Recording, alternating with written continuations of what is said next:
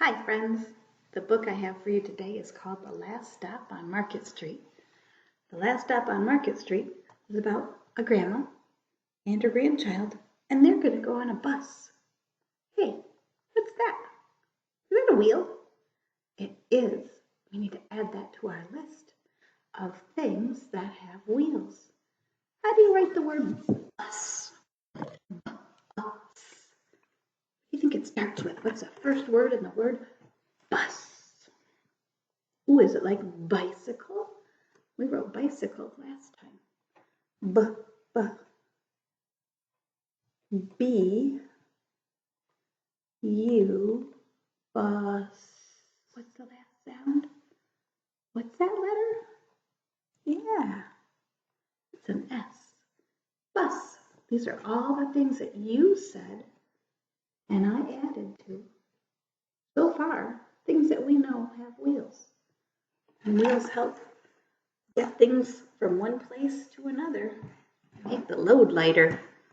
You know that book that we read the other day about Jonathan and his mommy? And how that guy had a wheelbarrow full of rocks? He could never lift that, but the wheel on that simple machine helped him move all those rocks, made the load lighter. Today we're going to read the book, The Last Stop on Market Street, and find out where this grandma and her grandchild go, and all the different people they see on the bus. We can't take a bus right now, right? Too many people, too many germs. But it's fun to read. So here we go. It's by Matt LaPena and Christian Robinson is the illustrator. We have an author, Matt, and an illustrator is Christian. Look at that inside the book. It's called The Fly Page, I think. Interesting. Remember what this page is called? The title page, The Last Stop on Market Street. And it tells the author and illustrator again. And here's the dedication page. It says, for Luna and her two grandmas, Ronnie and Grace, and for Nana. Here's a picture of the busy street they live on in the city. Do you see anything with wheels? I sure do. Yeah, there's cars and bicycles. And what's this? Do you know what that is? That looks like maybe it's one of those coolers that someone pushes around that's full of ice cream. We didn't put that on our list. We could add that. An ice cream cooler. Or maybe it's full of cold pop. Or lemonade for a hot day. Not sure, but that man is pushing it and it has wheels to help it go. Here's the beginning. CJ pushed through the church doors and skipped down the steps. Here he is, right there. The outside smelled like freedom, but it also smelled like rain, which freckled CJ's shirt and dripped down his nose.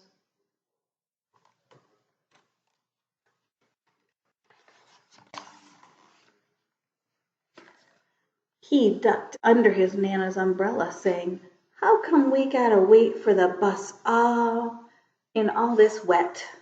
Trees get thirsty too, his Nana told him. Don't you see that big one drinking through a straw? CJ looked for a long time, but never saw a straw.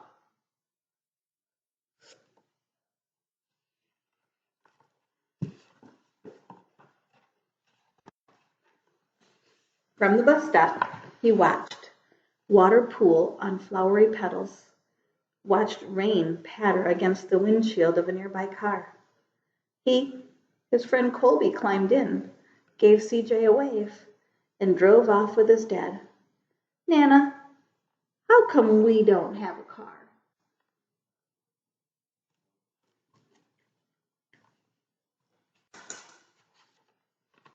Oh, my kitty's playing with something over there. boy, what do we need a car for? We got a bus that breathes fire. And old Mr. Dennis, who always has a trick for you.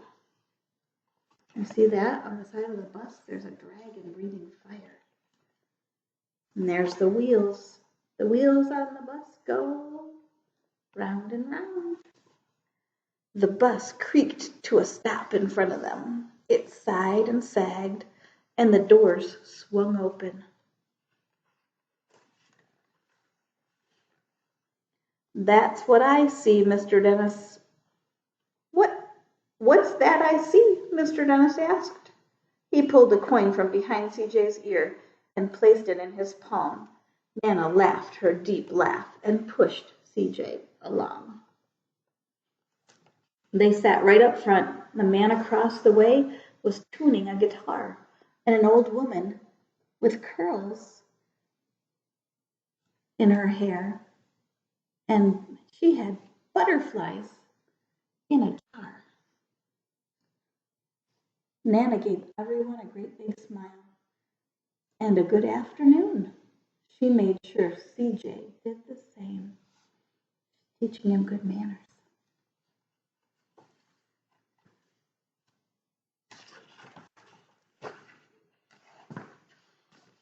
The bus lurched forward and stopped, lurched forward and stopped. Nana hummed as she knit. How come we always gotta go here after church, CJ said. Miguel and Colby never have to go nowhere. I feel sorry for those boys, she told him. They'll never get a chance to meet Bobo or the sunglasses man. And I hear Trixie got herself a brand new hat.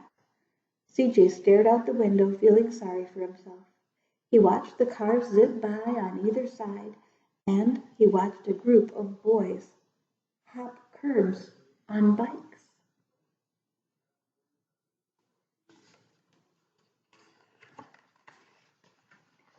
Two older boys got on next, and CJ watched as they moved on by and stood in the back. Sure wish I had one of those, he said. Nana set down her knitting. What for? You got the real live thing sitting across from you. Why don't you ask the man if he'll play us a song?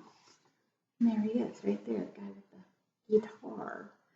CJ didn't have to. The guitar player was already plucking strings and beginning to sing. To feel the magic of music, the blind man whispered. I like to close my eyes. Nana closed hers too. So did CJ and the spotted dog. They all closed their eyes and listened to the music and felt it inside. Yeah. And in the darkness, the rhythm lifted CJ out of the bus and up into the busy sky and out of the busy city. He saw sunset colors swirling over crashing waves. He saw a family of hawks slicing through the sky, saw an old woman's butterflies dancing free in the light of the moon. CJ's chest grew full, and he was lost in the sound, and the sound gave him the feeling of magic.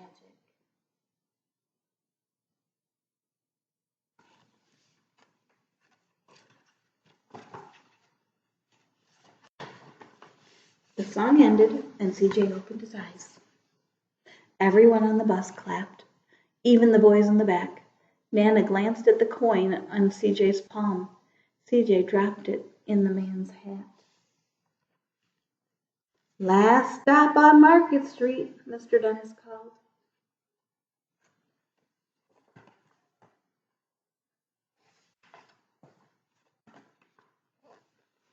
CJ looked around as he stepped off the bus, climbing sideways and broken down. There were crumbling sidewalks and broken down doors, graffiti tagged windows and boarded up stores. He reached for his Nana's hand. How come it's always so dirty over here, he said. She smiled and pointed to the sky.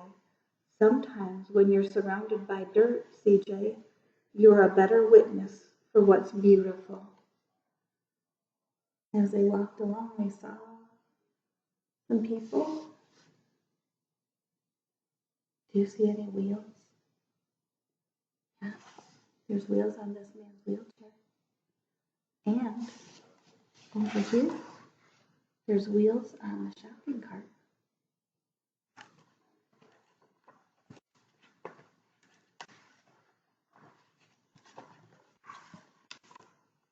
CJ saw the perfect rainbow arching over the soup kitchen. Look at that. What's a soup kitchen? Are you curious? A place where you can go and get a free meal if you don't have enough money to buy it. He wondered how his Nana always found beautiful wherever she went, and he never even thought to look. He looked all around them again, at the bus rounding the corner out of sight, and the broken street lamps still lit up bright, and the stray cat shadows moving across the wall.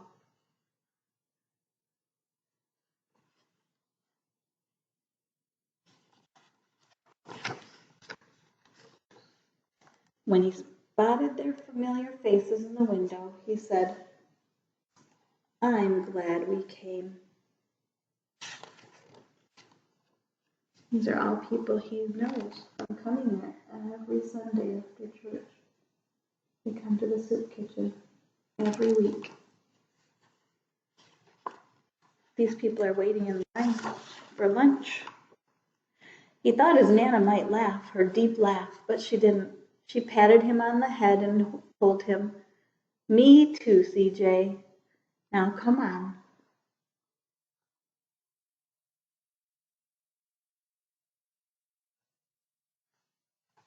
And here they are, up here, serving soup to people who need it.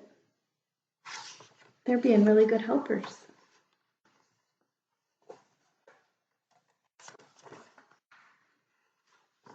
And then at the end, they go back and wait for the bus to go back home. Snip, snap, snap, my tail's toes out. Did we see something in this book about wheels? I saw lots of wheels. Anything that's not already on our list? Did we see a wheelchair?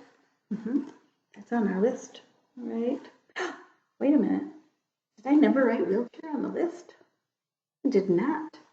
We need to write wheelchair on the list. We have wheelbarrow, but not wheelchair.